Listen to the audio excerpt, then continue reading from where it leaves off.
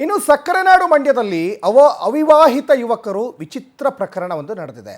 ಮದುವೆ ಆಗದ ಯುವಕರಿಂದ ಪಂಚಾಯಿತಿಗೆ ವಿಚಿತ್ರ ಕೋರಿಕೆಯನ್ನು ಕೊಟ್ಟಿದ್ದಾರೆ. ಪಂಚಾಯಿತಿ ವತಿಯಿಂದ ತಮಗೆ ಮಠ ಕಟ್ಟಿಸ್ಕೊಡಿ ಅಂತ ಕೋರಿಕೆಯನ್ನು ಮಾಡಿದ್ದಾರೆ. ಸಕ್ಕರೆನಾಡು ಮಂಡ್ಯ ಅಂದಾಗ ರೈತಾಪಿ ವರ್ಗದವರು ಜಾಸ್ತಿ ಇರ್ತಾರೆ. ಮದುವೆ ಆಗದ ಯುವಕರಿಂದ ಪಂಚಾಯಿತಿಗೆ ವಿಚಿತ್ರ ಕೋರಿಕೆ. ಪಂಚಾಯಿತಿ ವತಿಯಿಂದ ತಮಗೆ ಮಠ ಕಟ್ಟಿಸ್ಕೊಡಿ ಅಂತ ಯುವಕರು ಕೋರಿಕೆ ಮಾಡಿಕೊಂಡಿದ್ದಾರೆ. ಮಂಡ್ಯ ಜಿಲ್ಲೆ ಮದ್ದೂರು ತಾಲೂಕಿನ ಮರಳಿಗ ಗ್ರಾಮದಲ್ಲಿ ನಡೆದಿರುವ ಘಟನೆ.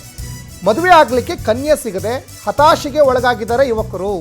ತಮ್ಮೂರಿನ ಪಂಚಾಯಿತಿಯ ಗ್ರಾಮ ಸಭೆಗೆ ಮಠಕ್ಕಾಗಿ ಬೇಡಿಕೆ ಪತ್ರವನ್ನು ಇಟ್ಟಿದ್ದಾರೆ. ಮರಳಿಗ ಗ್ರಾಮದಲ್ಲಿ ಮದುವೆ ಆಗದ 30ಕ್ಕೂ ಹೆಚ್ಚು ಯುವಕರಿದ್ದಾರೆ. ಇನ್ನು ಯುವಕ ಪ್ರಸನ್ನ ನೇತೃತ್ವದಲ್ಲಿ ಪಂಚಾಯಿತಿಗೆ ಅರ್ಜಿ ಬರೆದು ನಮಗೊಂದು ಮಠ ಕಟ್ಟಿಸ್ಕೊಡಿ ಸ್ವಾಮಿ ಅಂತ ಮನವಿ ಮಾಡ್ಕೊಂಡಿದ್ದಾರೆ. ಈ ವಿಚಿತ್ರ ಅರ್ಜಿ ಕಂಡು ಪಂಚಾಯಿತಿ ಸದಸ್ಯರು ಒಂದು ಕಡೆ ನಿಬ್ಬೆರಗಾಗಿದ್ದಾರೆ. ಏನು ಹೇಳಬೇಕೋ ಗೊತ್ತಾಗಲ್ಲ.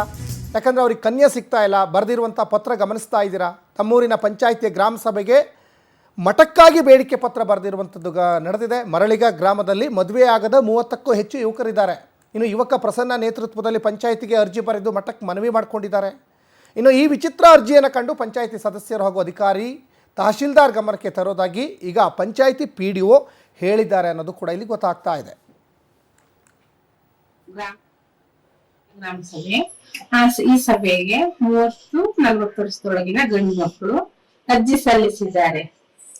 ಕೊಟ್ಟಿದ್ದಾರೆ ಮೇಡಮ್.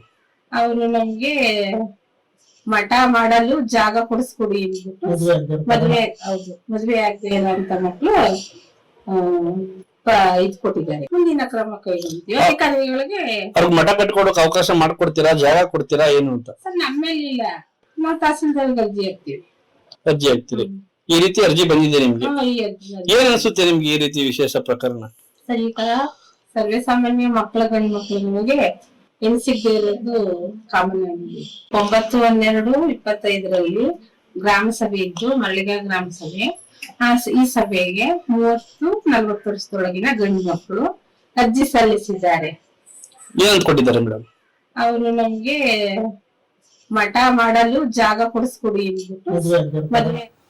ಇನ್ನು ಮರಳಿಗ ಪಂಚಾಯಿತಿ ಸದಸ್ಯ ಕೂಡ ಈಗ ಮಾತಾಡ್ತಾ ಇದ್ರು. ನಾವು ತಹಶೀಲ್ದಾರ್ ಗಮನಕ್ಕೆ ತರ್ತೀವಿ. ಯಾಕಂದರೆ ಮಠಕ್ಕೋಸ್ಕರ 30ಕ್ಕಿಂತ ಹೆಚ್ಚು ಯುವಕರು ಮನವಿ ಮಾಡಿಕೊಂಡಿದ್ದಾರೆ. ಪತ್ರದ ಮುಖೇನವಾಗಿ, ಲಿಖಿತವಾಗಿ ಪತ್ರದ ಮುಖೇನವಾಗಿ ಗ್ರಾಮ ಪಂಚಾಯಿತಿಗೆ ಸಲ್ಲಿಕೆ ಮಾಡಿದ್ದಾರೆ.